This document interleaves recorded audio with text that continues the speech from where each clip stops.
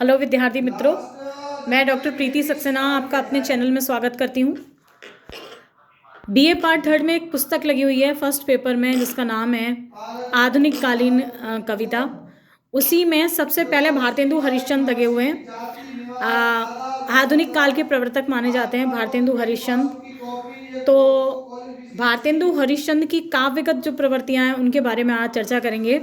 और प्रबोधनी नाम की रचना जो है सिलेबस में लग रही है हमारे, जो कि एक जागरण गीत है, जिसमें उन्होंने कृष्ण के माध्यम से भारत की सोई हुई सुषुप्त दमित जो जनता है उसको जगाने का प्रयास किया है। क्योंकि जागेंगे तभी जो अपना देश है उसको पराधीनता से स्वतंत्र करा पाएंगे। ऐसे में वो जागरण गीत जो है भारतेंदु हरिश्चंद्र के द्वारा लिखा गया है। तो आज मैं बात करूंगी भारतेंदु हरिश्चंद्र की काव्यगत प्रवृत्तियां क्या हैं, या उस युग की जो काव्यगत प्रवृत्तियां हैं वो क्या हैं, उसके बारे में बात करेंगे। आधुनिक काल के प्रवर्तक के रूप में जाना जाता है भारतेंदु हरिश्चंद्र को। बहुमुखी प्रतिभा के धनी हैं भारतेंदु हरिश्चंद्र।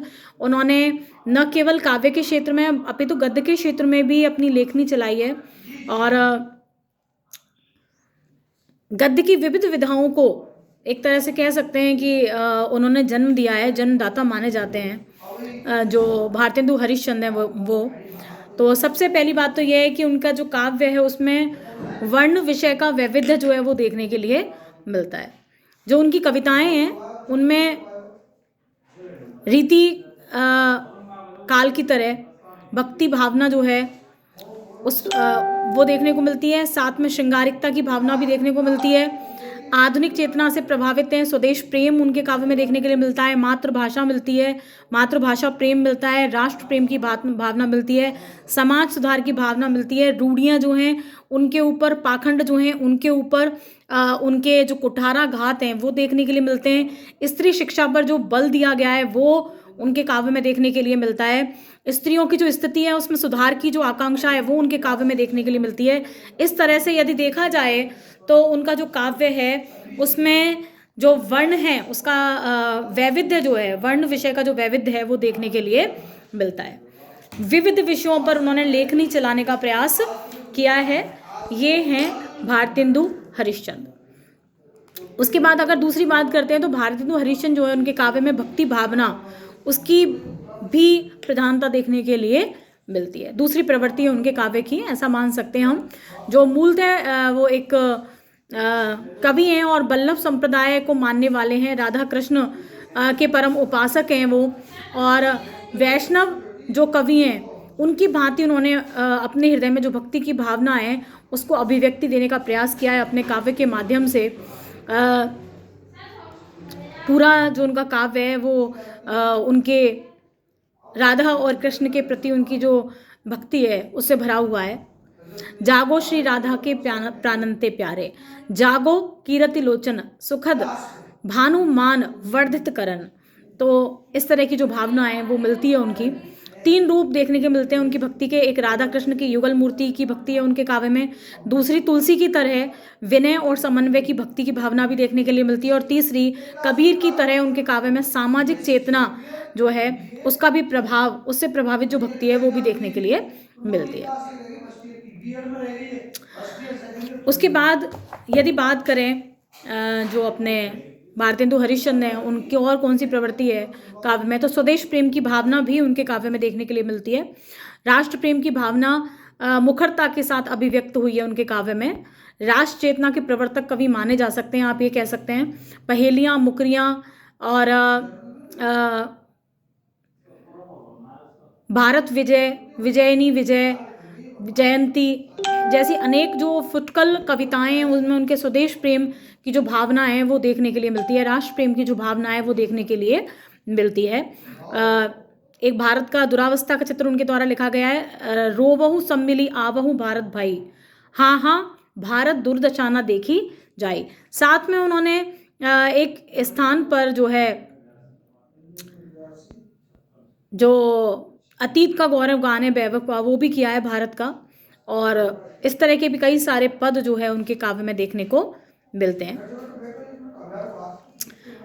भारतीयों की जो दुरावस्था है उसके चित्र भी, उसके ऊपर उन्होंने व्यंग भी करने का प्रयास किया है। जैसे डूबत भारतनाथ वेगी जागो अब जागो, तो इस तरह से उन्होंने बताने का प्रयास किया है कि जो भारत है उसमें चारों ओर जो है सब तरफ से विभिन्न जो चीज़ें हैं वो भारत को नष्ट करने का प्रयास कर रही हैं। ऐसे में श्री कृष्ण को जाग जाना चाहिए। एक निज भाषा के प्रति विशेष प्रेम की भावना देखने के लिए मिलती है। ये भी भारतेंदु हरिश्चंद्र के काव्य की अपनी एक प्रवृत्ति है, या युगीन प्रवृत्ति भी कह सकते हैं। मातृभाषा के प्रति प्रेम की भावना, निज भाषा उन्नति आय है सम उन्नति को मूल, बिना निज भाषा प्रेम के मिटे न हिय को शूल। इस तरह की भावना जो है उनके काव्य में देखने को मिलती है। वो चाहते थे कि सारे जो राजकाज हैं वो अपनी भाषा में हों, और स्वदेश की उन्नति का मूल मानते थे वो अपनी भाषा को। तो उसके प्रति प्रेम की भावना देखी जा सकती है। दूसरी बात करें तो श्रृंगार की भावना भी जो है भारतेंदु हरिश्चंद्र के काव्य में देखने को मिलती है। और उनकी रचनाएं कुछ प्रेम सरोवर है, प्रेम माधुर्य है, प्रेम तरंग है, इन सब में श्रृंगारिकता का भाव मुखर होकर अभिव्यक्त होता है। और नायिका भेद है, वियोग श्रृंगार है, प्रेमानुभूति है, ये सब चीज़ें जो हैं उनके काव्य में देखने के लिए मिलती हैं। और कहीं कहीं स्तर पर तो घनानंद का जो स्तर है श्रृंगार का, वहाँ पर भी जो है पहुँच जाते हैं कवि जो हैं। उदाहरण है उनका शिशुताई आजहो न गई तमते तो जौवन ज्योति बिखरे लगी। इस तरह से बहुत सारे जो चित्र हैं वो जो हैं देखने को मिलते हैं। जागरण की प्रेरणा जो है वो भी उनके काव्य में देखने को मिलती है। उन्होंने भारत के जो लोग हैं उनको संदेश दिया है, नवजागरण का जगाने का प्रयास किया है। और नाम कृष्ण का है और जगह वो लोगों को ही रहे। उसके बाद भारत के अतीत का गौरवगान जो है वो भी देखने को मिल जाता है। कह रहे हैं कहाँ झूसी उज्जैन अवध कन्नौज रहेवर, तहाँ अब रोवत सेवा चहुदिसी लखियत खंडर। इस तरह के चित्र जो है देखने के लिए मिलते हैं। प्रकृति का चित्रण भी उनके काव्य में देखने के लिए मिलता है। चिर सहचरी के रूप में स्वीकार किया है उन्होंने प्रकृति को। श्रृंगार और प्रेम के प्रसंगों में स्वतंत्र रूप से प्राकृतिक जो सुषमा है उसका वर्णन उनके द्वारा किया गया है, भारतेंदु हरिश्चंद्र के द्वारा। और कहीं जो है उन्होंने फूलों के गुच्छे, बसंत का या फिर प्रातःकाल का, और इस तरह से बहुत सारे चित्र उन्होंने उकेरे हैं प्रकृति के। घिर घिर आए बदरा छाए रिमझिम जल बरसे, इस तरह से कई सारे चित्र हैं। वर्षा ऋतु का वर्णन है ये एक। और हास्य व्यंग जो है वो भी उनके काव्य में देखने के लिए मिलता है। ये कह सकते हैं कि जहाँ पर भी उन्होंने राजनीति की बात करी है या विसंगतियों की बात करी है तो उस जगह उन्होंने बहुत ही तीखे जो व्यंग हैं उनका प्रयोग किया है। तीन बुलाएं तेरे आवें, निज निज विपदा आप रोए सुनावें। इस तरह से ये उनका एक पद है।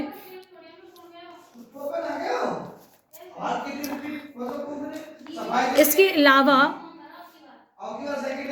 अंग्रेजों के शोषण की जो नीति थी उसका भी उनके द्वारा विरोध किया गया। उनके दमन चक्र का विरोध किया गया उनकी कविताओं के माध्यम से।